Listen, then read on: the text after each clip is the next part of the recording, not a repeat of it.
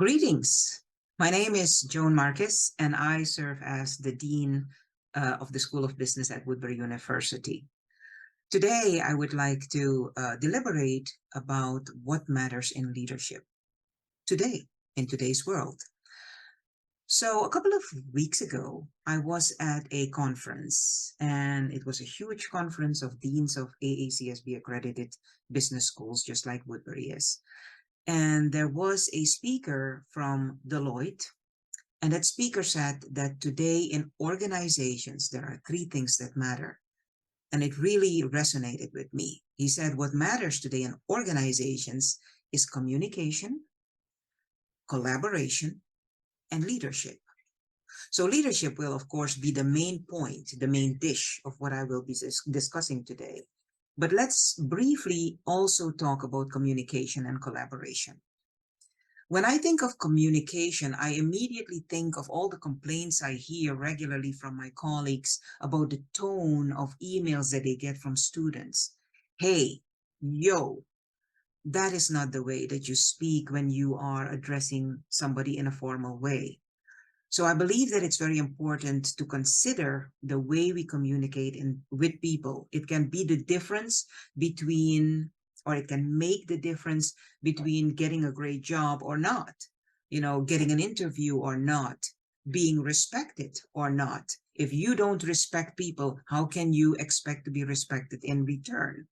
So those are very important things in communication. But there's something else that I consider very important when it comes to communication, and that is listening.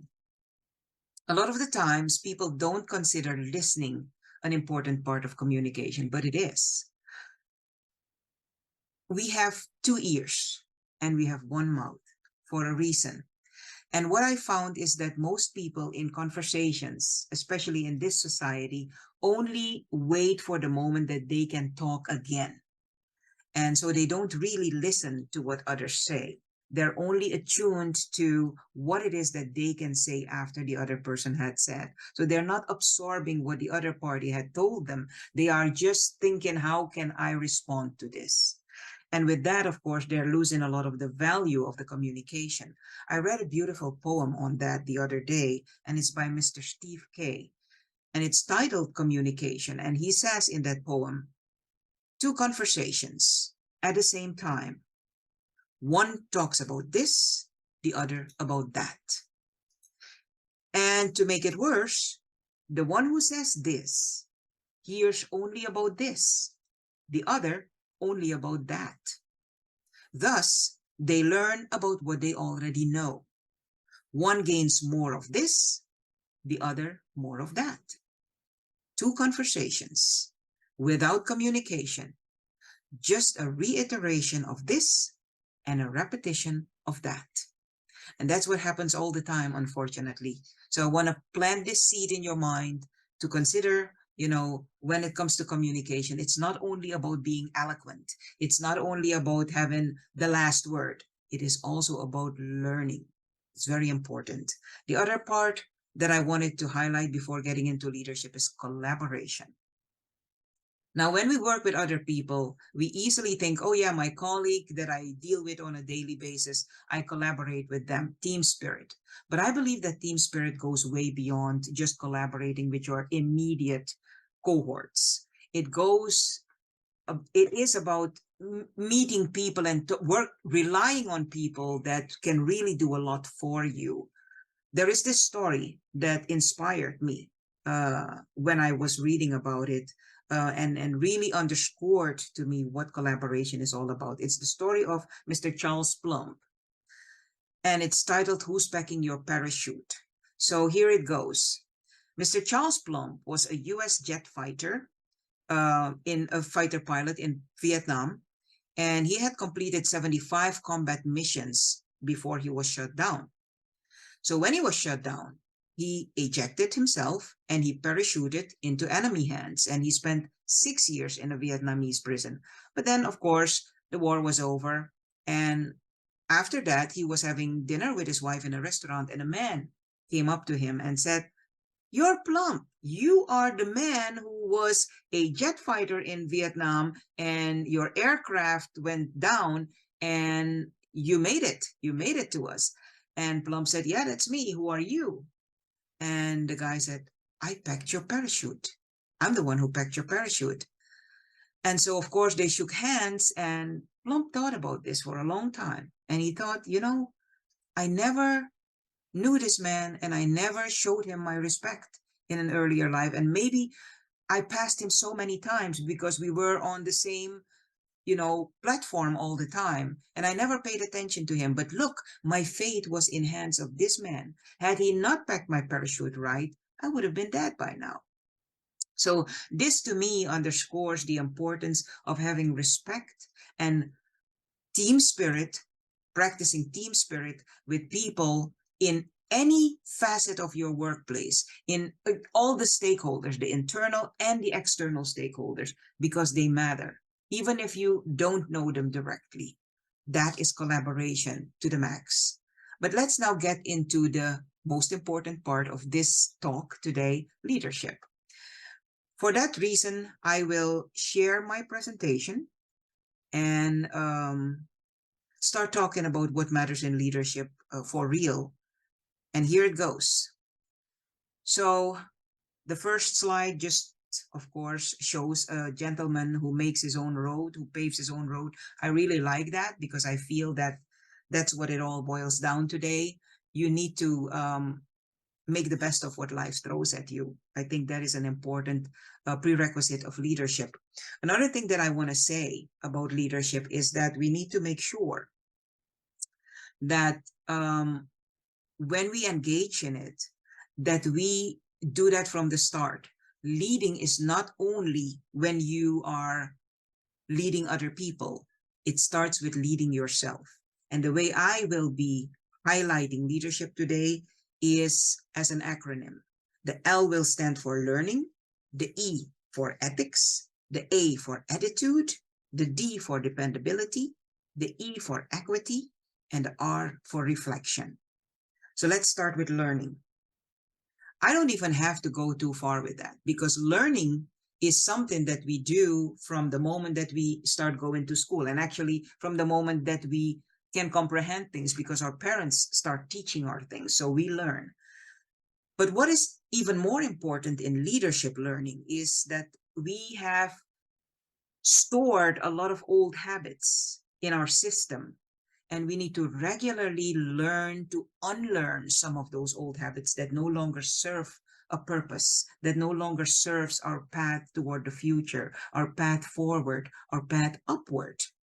So we need to be aware and prepared to sometimes conjure and create new habits and let some of the old habits that hold us back go.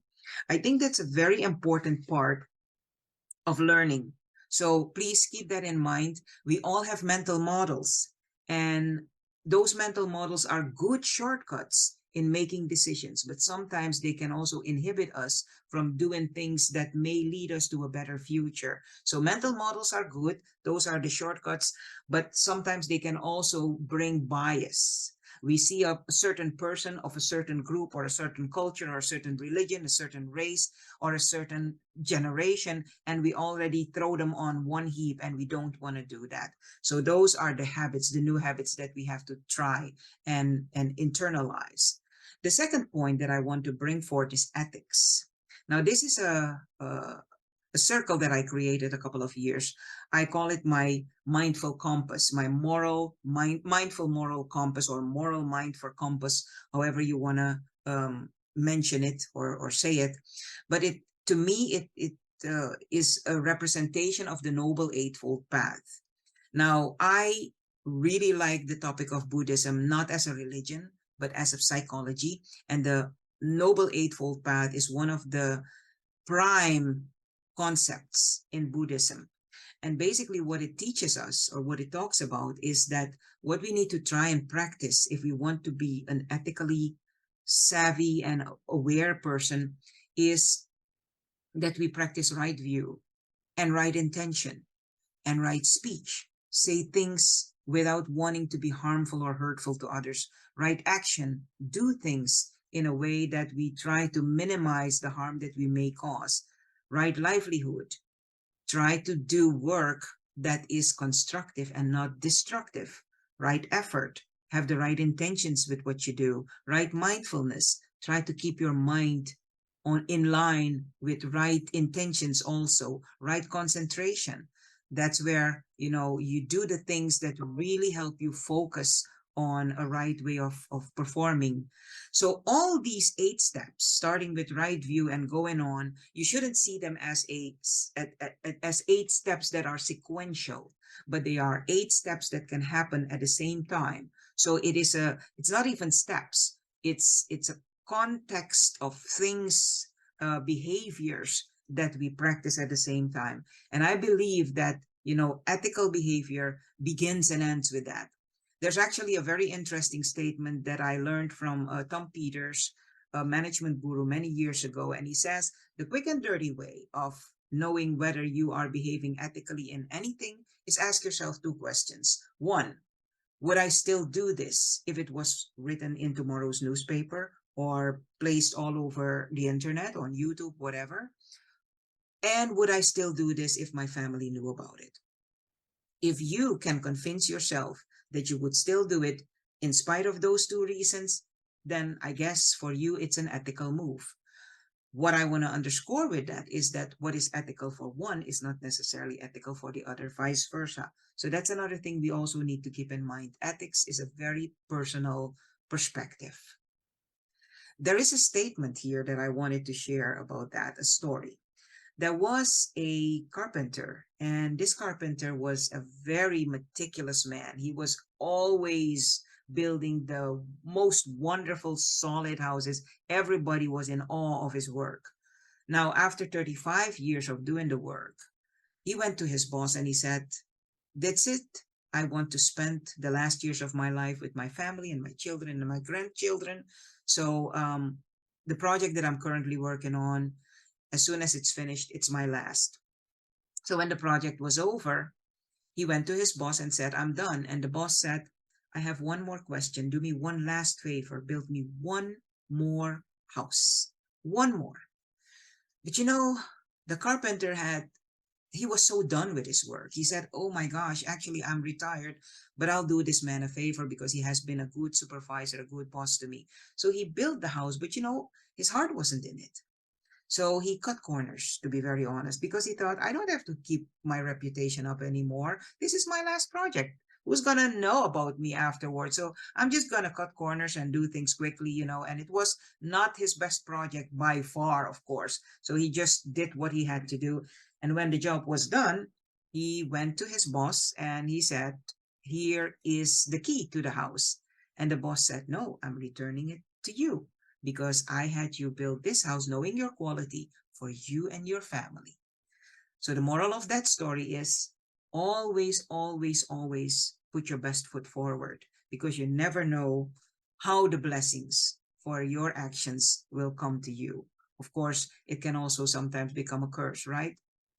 The A, I'm using leadership as as an acronym here, actually the word leader.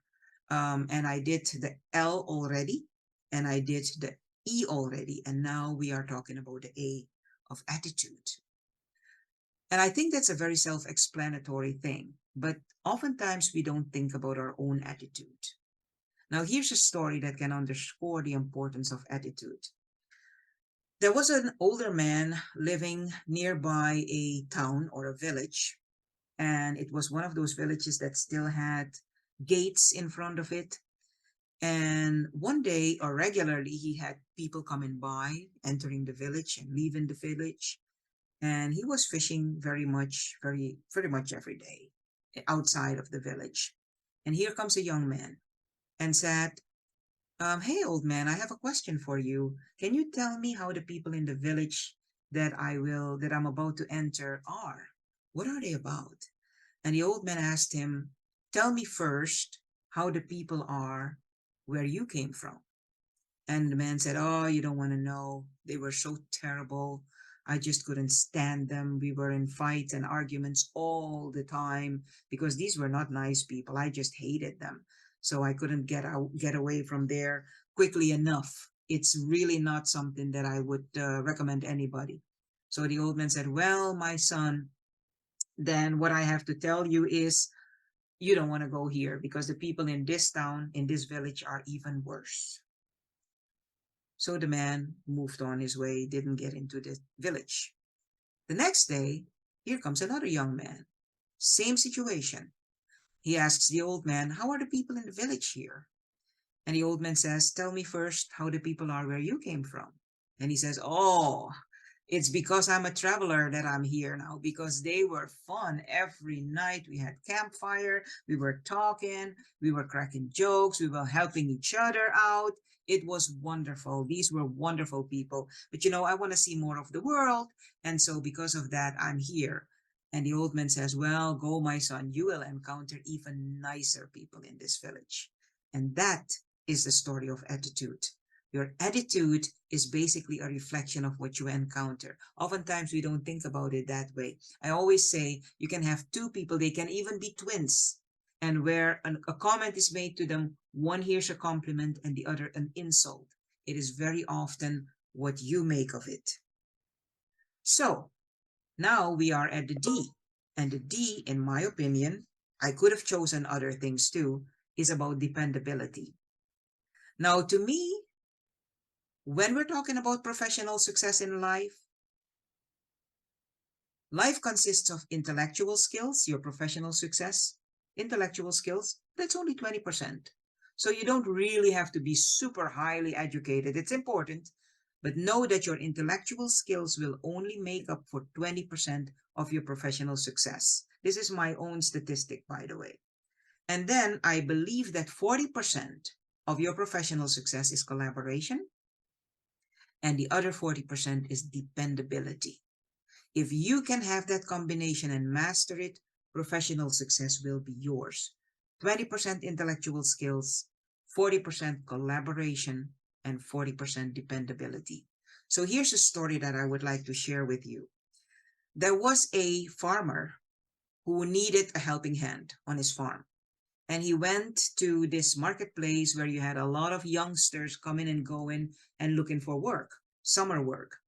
And there was this one young man that the farmer really, really appreciated in the way his posture was. He looked well groomed. He looked as if he was strong and willing. He was polite, but whenever the farmer asked him something, and asked him, how can you do this work? And what do you feel about, tying the cows regularly and keeping the goats in place and working with the chickens and everything? He said, I can sleep on windy nights. And the farmer said, okay, but he didn't like that answer. So he went on looking for somebody else, but couldn't find somebody that really equaled this guy. So he got back to him and asked him again, so how would you do it if the horses ran away and all that? He said, I can sleep through windy nights. So again, the farmer didn't like it, but he said, well, I don't know what he means with this, but I'll hire him. And he hired him, and indeed, in the first couple of weeks, everything went fine. But then there was one night where there was a huge storm. And oh my gosh, it rained so hard, the wind was relentless. And the farmer ran to call the young man, and the young man was sleeping so deeply he could not wake him up. So he got mad. He thought, tomorrow I'm firing this kid because now I'm going to have to tie the cows and the goats and everything myself. So he ran, of course, to the barn, and guess what? Everything was perfectly done. He had nothing to do. The cows were in place, the horses were in place, the goats were in place, the chickens were in place. Everything was done perfectly. And that's when the light bulb went on, and he realized, oh, that's what he meant. I can sleep through windy nights. Because no matter how hard the storm, he had done all his work perfectly. Now that, to me, is obviously the sign of dependability, and I think it is critical in leadership. Now, the last E in leadership, we are analyzing the word leader, and what matters in leadership today is equity. And when I'm talking about equity, I'm not necessarily talking about equality. I'm talking about fairness.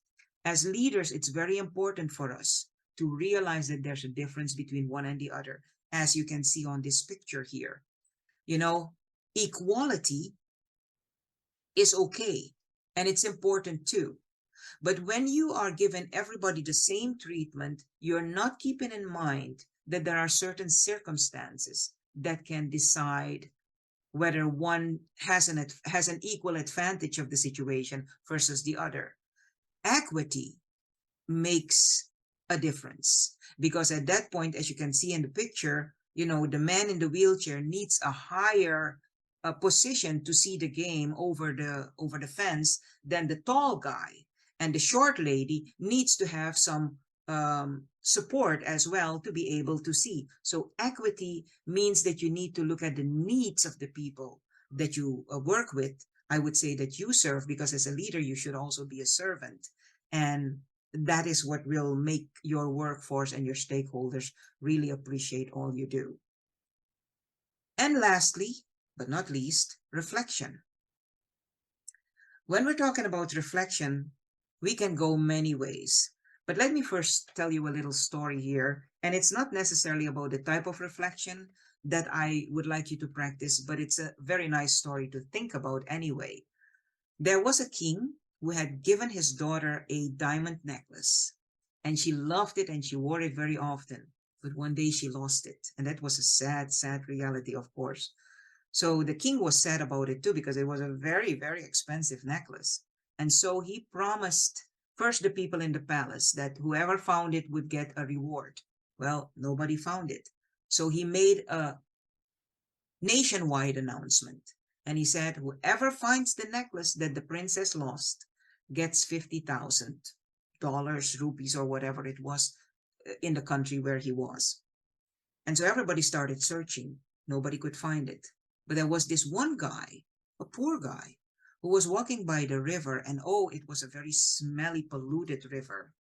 And suddenly he saw something shining, shimmering in the water. And it was the necklace of the princess. So he thought, oh my gosh, but the water is really nasty. So he took a stick and tried to dig it out, but nothing was coming out. Then he thought, well, maybe I need to just grab it with my hand. And so he grabbed it with his hand. He stuck his hand in the dirty water. Nothing. He started walking away. He thought, I don't know what happens here. But then he thought of the 50,000 of whatever currency it was that he could get. And that was a lot of money. It was basically a lifetime of no worries anymore for him. So he thought, you know what? I'm going to jump in that water and get that necklace. And he did. No necklace there. So he finally got out of the nasty water, smelling all over now.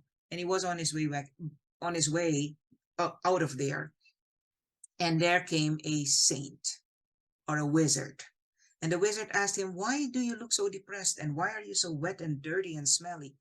And he didn't want to tell the wizard because he didn't want anybody else to get what he got. But after a while, he changed his mind and he said, okay, you know what it is? I saw something. I saw the necklace of the princess, and I tried to grab it. I see it shining there, but it's not there. And the wizard said, maybe you should look up rather than just in the water. And indeed, as he looked up, there was a tree hanging over the water, and on one of the branches was dangling the necklace. And I think that that says something about the power of reflection, that there is more to just seeing what you see. It's about thinking and looking around the periphery and making sure that you try to consider all angles. Engaging in reflection can happen in many ways. You can meditate, which is something that I feel that I don't do enough, but it's very important. And so meditation can help you reflect on things, especially if you meditate with a focus on your breathing. Your breath can teach you a lot. Breathing in, that's how the experiences come. Breathing out, that is how they go. And if you observe your breathing well, you'll realize that everything in life is like that. Everything comes and goes. Everything arises and passes. So great things, they come and go. Bad things, they also come and go. Even your life comes and goes. Relationships, positions, possessions, prestige, everything comes and goes. So it's very important to consider that, because it will keep you down to earth. It will keep your feet on the ground. Some people don't like meditating. You go for long walks. That's another way that you can really think well. Or keep a journal. Write. You may be surprised after a couple of years to see what you wrote about and what problems you were dealing with on a given time, at a given time, and how they all subsided and went away. Or have a mentor. Talk to somebody that you really feel has some wisdom and that you can rely on and can give you good advice. So, those are just some of the ways that you can understand the impermanence of things, but also reflect on life itself and on the things that happen to you. So that basically culminates the whole thing. Leadership, I believe, today consists of learning, and learning is something that we have to continue to do on a regular basis, continuously, way past the time that we're in school. Learning needs to be an everyday thing.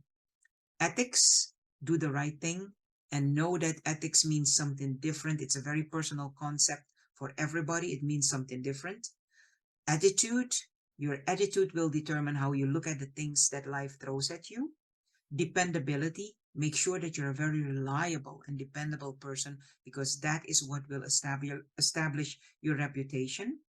Equity, make sure that when you deal with people and with every living being, basically, that you consider the circumstances and help establish equity.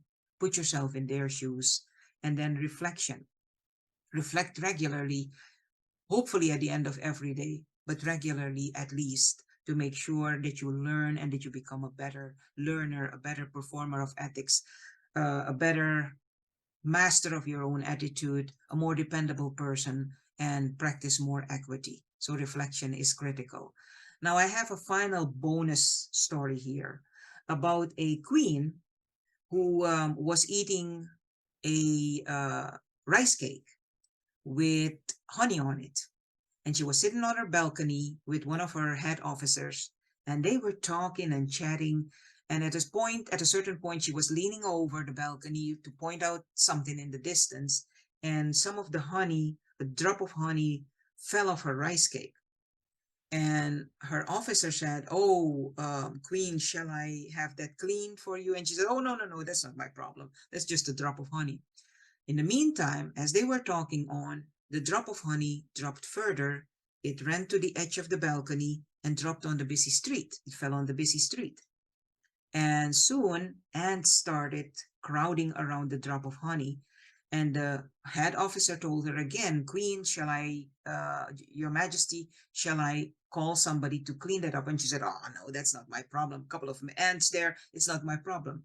But then came a lizard, and he started, trying to eat the ants. And soon enough, a cat came. That was the cat from the butcher, who was starting to fight with the lizard, to get some more of, he saw the lizard, he was attracted to it. And then the baker's dog saw the cat and ran out and started fighting with the cat. So before you realize, it was a whole fight. And again, the head officer said, "Queen, we need to do something about it." She said, "A dog and a cat fighting of the butcher and the baker. Who cares about that? Let them figure it out." Well, the butcher saw that his cat was being harassed now by the dog, who had the cat by its neck. And so the butcher ran out, with a stick and started beating on the baker's dog. And the baker heard that and was angry and started and took his own stick out and started beating on the butcher. And the butcher and the baker started fighting. And the people who were seeing this whole spectacle came around, and some were taking part of the butcher and others were taking part of the baker. And it became a whole fight. And that fight just mushroomed, and before you realized it, people were starting looting and started shooting everything, and they started throwing torches everywhere, and everything caught fire, and the whole palace went up in flames, and the queen had to run out, and her head officer protected her. But soon what was left over was only ashes, and the queen looked around her, and then she saw a drop of honey on the street and realized that that's what it all started with. And saying it's not my problem, that was not really a good leadership stance. Of course, she had the intention to never do it again, but it was a very expensive lesson. So what I'm saying is, don't just say it's not my problem. Think very well about things as a leader. And that's all I have for today. Tashi Delay, I honor the greatness within you. I hope this was an important and useful practice, an important and useful thought leadership presentation. If you would like to learn more, you can always contact me. My email address is joan.marques@woodbury.edu. We have some really great programs starting up this fall, certificate programs, as well as a master's program in organizational leadership. And if you want to know more, just visit our website, www.woodbury.edu. Have a wonderful day. Thank you very much.